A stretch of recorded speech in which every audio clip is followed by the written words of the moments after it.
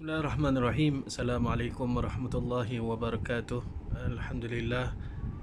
Nahmaduhu wa nasta'inuhu wa nastaghfiruh wa na'udzu billahi min syururi anfusina wa min sayyiati a'malina man yahdihillahu fala mudilla lahu wa man yudlil fala hadiyalah.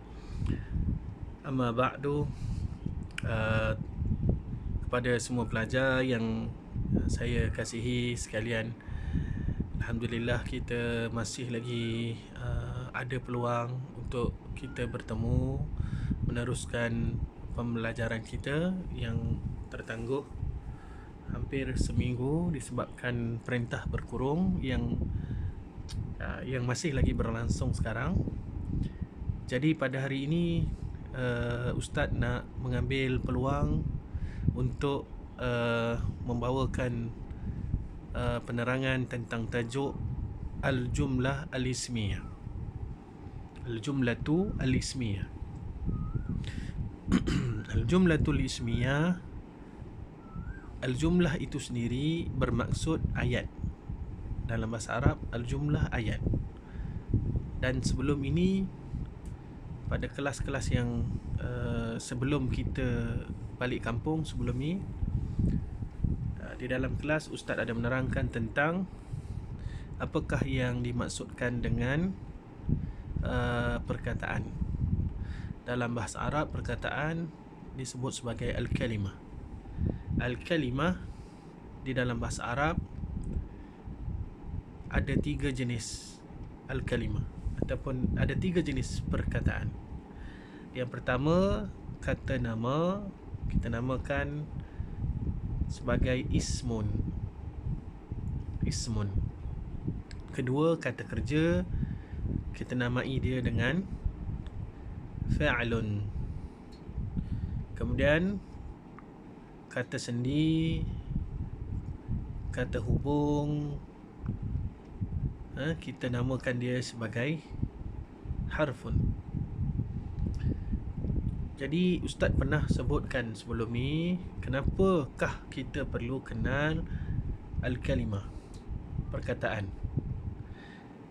Kerana perkataan-perkataan ini dia akan menjadi vocab untuk pelajar. Dia akan menjadi vocab yang penting untuk pelajar. Perbendaharaan kata untuk pelajar. Kita nak buat apa dengan perbendaharaan kata ni? Kepentingan perbendaharaan kata adalah untuk kita membina ayat. Jadi fasa yang lalu kita telah habis mempelajari tentang kalimah, dan fasa kita yang berikutnya iaitu bermula pada hari ini, iaitu kita akan memasuki fasa membina ayat. Ayat dalam bahasa Arab, Ustaz ulang semula, disebut sebagai Al-Jumlah. Al-Jumlah di dalam bahasa Arab ada 2 jenis. Ada 2 jenis. Pertama, Al-Jumlatu Al-Ismiyah. Okey, Al-Jumlatul Ismiyah, atau sebutan yang sebenarnya Al-Jumlatul Ismiyah, sebab situ ada hamzah wasal. Hamzah wasal ni dia tidak dibunyikan. Al-Jumlatul Ismiyah. Kemudian jenis yang kedua, Al-Jumlatul Fi'liyah. Dia ada 2 jenis. Jadi kita tengok dalam bahasa Melayu, adakah dalam bahasa Melayu ada kedua-dua jenis ayat seperti dalam bahasa Arab? Dalam bahasa Arab dia ada Al-Jumlatul Ismiyah dan Al-Jumlatul Fi'liyah. Adakah kedua-dua jumlah ini konsepnya ada dalam bahasa Melayu? Cuba fikir sejenak.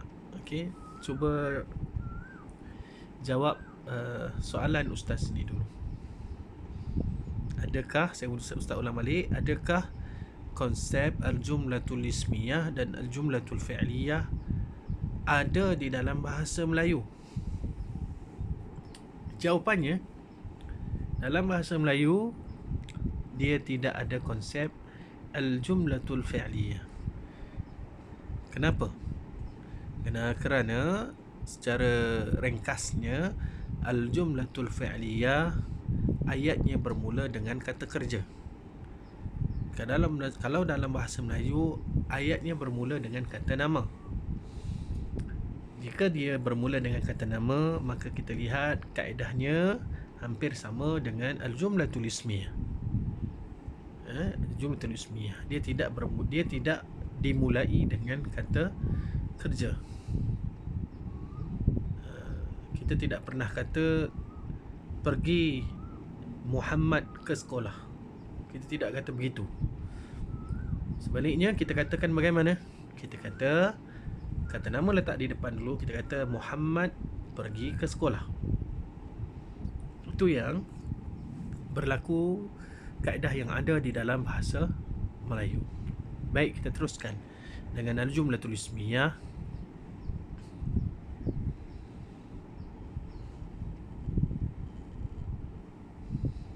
Okey. Al-jumlatul ismiyah, bila kita sebut al-jumlatul ismiyah, maka dia tidak akan lari daripada ini mukadimah yang Ustaz kata tadi. Sorry. Ini mukadimah yang Ustaz kata tadi. Tentang jumlah ismiyah. Al-jumlah al-arabiyah terbahagi kepada al-jumlatul ismiyah dan juga al-jumlatul fi'liyah. Nampak tak? Ustaz tak pasti macam mana nak buat kerja, tapi boleh baca daripada slide ini. Al-jumlatul arabiyah tanqasimu ila al-qismain al-jumlatul ismiyah wal jumlatul fi'liyah. Apakah definisi al-jumlah? Al-jumlah al-kalamu alladhi yatarakkabu min kalimataini aw akthar wa lahu ma'nan mufidun mustaqil.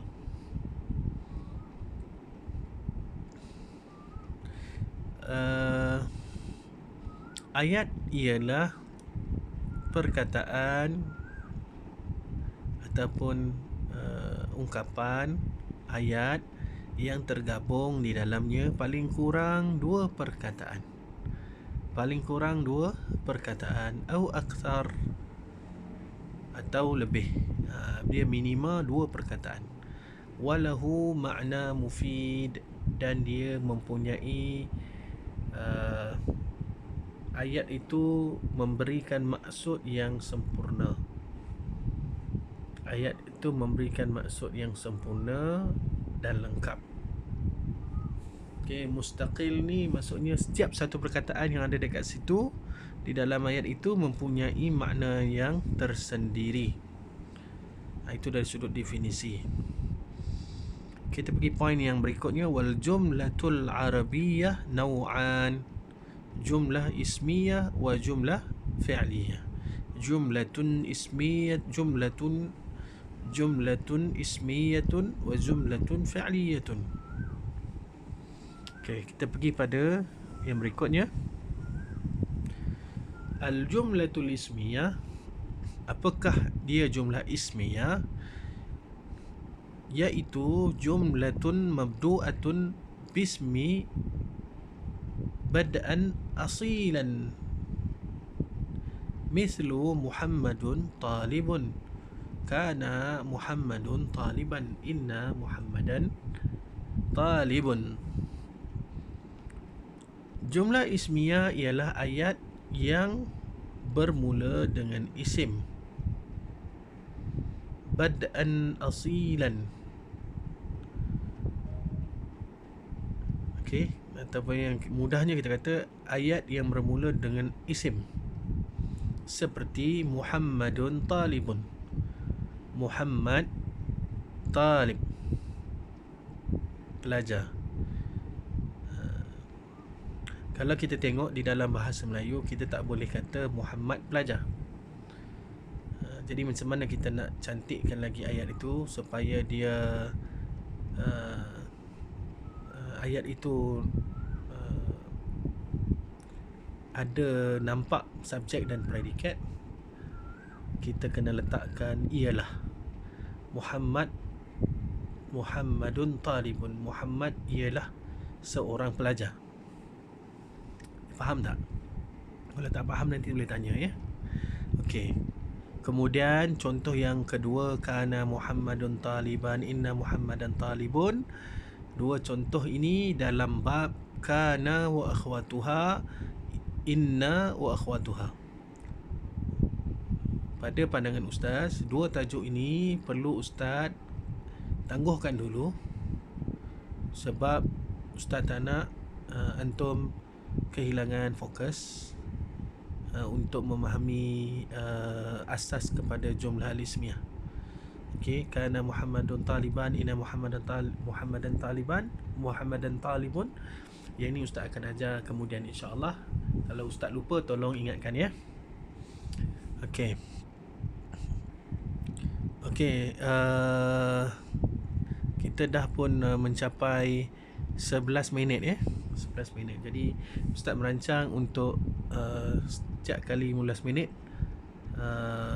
penerangan ustaz akan cut lah. Okey, ustaz akan cut untuk memberi peluang kita bincangkan apa yang ustaz ajar tadi, supaya tak nak terlalu banyak. Kalau terlalu banyak nanti sebab yang ada di dalam kelas ni ramai, dia masing-masing ada dia punya latar belakang bahasa yang tersendiri. Ada yang okey, ada yang sederhana, dan ada yang perlu dibantu. Ruknul jumlah. Okey, dalam jumlah ismiyah ni sama macam dalam bahasa Melayu. Dalam bahasa Melayu, ayat dalam bahasa Melayu dia ada subjek dan predikat. Jadi dalam ayat Arab pun kita ada subjek, iaitu dinamai dengan al-mubtada', kemudian predikat dinamai dengan al-khabar. Apakah dia subjek? Subjek ini adalah perkara ataupun objek yang nak kita ceritakan. Okey, yang nak kita terangkan. Al-khabar ataupun predikat ialah keterangan kepada objek tersebut. Keterangan kepada objek tersebut. Kalau kita kembali pada contoh Muhammad talibun, Muhammad. Okey, kalau saya sebut Muhammad, okey, saya boleh tanya, kenapa dengan Muhammad? Talibun. Muhammad ialah seorang pelajar. Kalau saya sebut Muhammad, dia belum lagi jadi ayat. Okey, kalau saya cakap kepada antum dalam kelas, nak tahu tak Muhammad, mesti antum akan tertunggu-tunggu apa yang ustaz nak cakapkan selepas itu. Selagi mana ustaz tak sebut perkataan yang berikutnya, maka ayat itu belum lagi lengkap. Muhammad, maka ustaz kena sambung talibun. Ceritanya adalah keterangan bagi Muhammad itu adalah seorang pelajar. Jadi Muhammad talibun. Ataupun kita kata Muhammad abi. Muhammad ialah ayah saya. Muhammadun abi. Muhammad ialah ayah saya. Baik. Okey, seperti mana yang ustaz janjikan, okey, kita hanya tinggal lagi hampir 1 minit. Okey, nanti ustaz akan cut kita akan tengok. Okey, selepas ni kita akan belajar tentang al-mubtada'. Al-mubtada' ni, ciri al-mubtada' dia mesti ma'rifah. Kemudian al-mubtada' juga dia boleh jadi nakirah. Bila masanya nanti dia akan terangkan. Kemudian khabar juga ada dia punya pembahagian dia. Okey. Seterusnya ini dikatakan tadi kana wa akhwatuha. Kemudian contoh-contohnya inna wa akhwatuha. Dan ini latihan-latihan yang telah ustaz pilih daripada modul kita insya-Allah. Jadi kena duduk bersama dengan modul. Okey, dah 15 minit. Ustaz kena berhenti sekarang. InsyaAllah nanti kita sambung pada video yang berikutnya. Syukran jazilan.